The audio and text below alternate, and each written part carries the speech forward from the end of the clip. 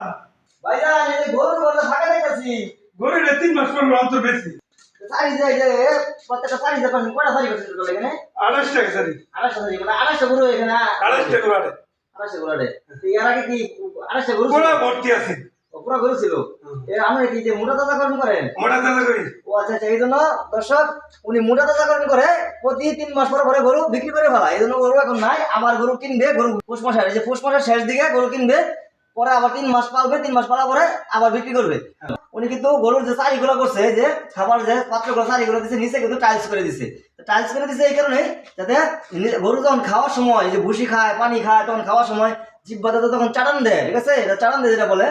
তখন কিন্তু গরুর জিহ্বার সমস্যা হইতে পারে এই জন্য উনি টাইলস দিয়ে দিছে যাতে পিছলা থাকে খাইতে কোনো সমস্যা না হয় জিহ্বার কোনো ক্ষয়ক্ষতি না হয়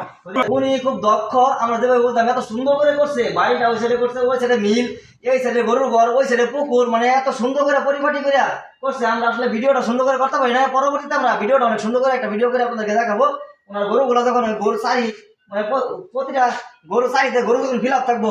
এই ঘরে তখন আমরা নতুন করে ভিডিওটা করবো গরু আসুক ভাই গরু আসলে আমাদেরকে জানাইবেন ইনশাআল্লাহ ইনশাআল্লাহ ধন্যবাদ।